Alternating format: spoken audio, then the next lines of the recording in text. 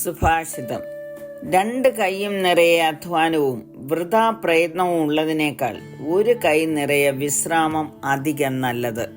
Better a handful with quietness than both hands full together with toil and grasping for the wind. സഭാപ്രസംഗിയുടെ പുസ്തകം 4:6. മനുഷ്യന് അധ്വാനവും പ്രയത്നവും ഇല്ലാതെ ജീവിക്കുവാൻ കഴിയുകയില്ല. അവൻ അധ്വാനിച്ച് ജീവിക്കണം എന്നുള്ളത് തന്നെയാണ് പ്രമാണവും. പിന്നെ ശലോമോൻ ഈ പറഞ്ഞ വാക്കുകളുടെ അർത്ഥം എന്താകുന്നു? അധ്വാനിക്കണം, വൃഥാ പ്രയത്നം ചെയ്യാതെ വിശ്രമിക്കുകയും വേണം. മനുഷ്യൻ പല ചിന്താഗതികളോടുകൂടിയാണ് കഠിനാധ്വാനം ചെയ്യുന്നത്. അഹോവൃത്തിക്ക് വേണ്ടി കഷ്ടപ്പെടുന്നവരുണ്ട്. ഇവിടെ പറഞ്ഞിരിക്കുന്നത് പോലെ 2 കൈയും കൊണ്ട് അധ്വാനിച്ചാലും ജീവിതം ചിലർക്ക് വഴിമുട്ടി നിൽക്കുന്നു. വിശ്രമമില്ലാതെ അധ്വാനിക്കുന്നു. മറ്റൊരു കൂട്ടരുണ്ട്, അവരുടെ ജീവിതത്തിന് ആവശ്യമായ എല്ലാ സുഖ സൗകര്യങ്ങളുമുണ്ട്. എന്നിരുന്നാലും അധ്വാനത്തിന് യാതൊരു കുറവുമില്ല. അവരും കഠിനാധ്വാനം തന്നെ ചെയ്യുന്നു. വീണ്ടും വീണ്ടും സമ്പാദിക്കണം. സ്വസ്ഥമായി വിശ്രമിക്കുന്നില്ല.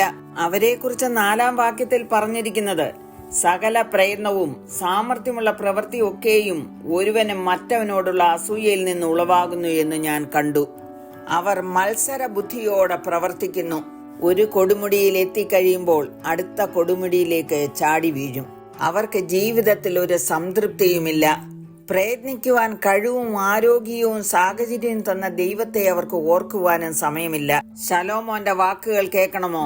2-ാം അധ്യായത്തിന്റെ 21-ാം വാക്യത്തിൽ, ഒരുത്തൻ ജ്ഞാനത്തോടും അറിവോടും സാമർഥ്യത്തോടും കൂടെ പ്രയത്നിക്കുന്നു, എങ്കിലും അതിൽ പ്രയത്നിക്കാത്ത ഒരുത്തന് അവൻ അതിനെ അവകാശമായി വെച്ചേക്കേണ്ടി വരുന്നു.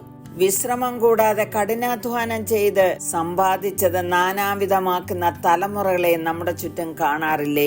പ്രിയമുള്ളവരെ, എന്തുകൊണ്ടാണ് ഇങ്ങനെ പറയുന്നതെന്ന് ഒരുപക്ഷെ ചിന്തിച്ചേക്കാം.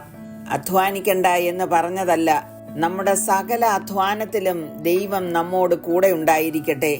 യേശു കർത്താവ് പറഞ്ഞത്, അധ്വാനിക്കുന്നവരും ഭാരം ചുമക്കുന്നവരുമായുള്ളവരെ എല്ലാവരും എൻ്റെ അടുക്കൽ വരുവീൻ, ഞാൻ നിങ്ങളെ ആശ്വസിപ്പിക്കും. അധ്വാനിക്കുന്നവർക്ക് ആശ്വാസവും വിശ്രമവും ആവശ്യമാകുന്നു. ദൈവത്തിൽ നിന്നുള്ള ആശ്വാസവും സമാധാനവുമാണ് നമുക്ക് ലഭിക്കേണ്ടത്. ബഹുനിക്ഷേപവും അതിനോടുകൂടെ കഷ്ടതയും ഉള്ളതിനേക്കാൾ യഹോവ ഭക്തിയോടുകൂടെ അല്പധനം ഉള്ളത് നന്ന്. നമ്മുടെ അല്പമായ അധ്വാന ഫലം യേശുവിന്റെ കയ്യിൽ കൊടുത്താൽ അത് നമുക്ക് വർദ്ധിപ്പിച്ചു തരും. 5 അപ്പവും 2 മീനും 5000 പേർക്ക് വിളമ്പിയില്ലേ? രാത്രി മുഴുവൻ അധ്വാനിച്ച് വൃഥാ പ്രയത്നം ചെയ്ത പത്രോസ് യേശുവിന്റെ വാക്കനുസരിച്ച് വല വീശിയപ്പോൾ ലഭിച്ച പെരുത്ത മീൻകൂട്ടത്തെക്കുറിച്ച് നമുക്കറിയാം.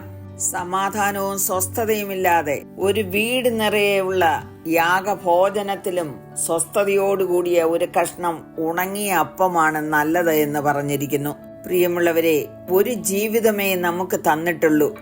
ആ ജീവിതത്തിലെ അധ്വാനവും പ്രയത്നവും നമ്മുടെ ദൈവമായിട്ടായിരിക്കുന്നുവെങ്കിൽ എത്ര ഭാഗ്യം, എത്ര സന്തോഷം. സമർപ്പിക്കാം.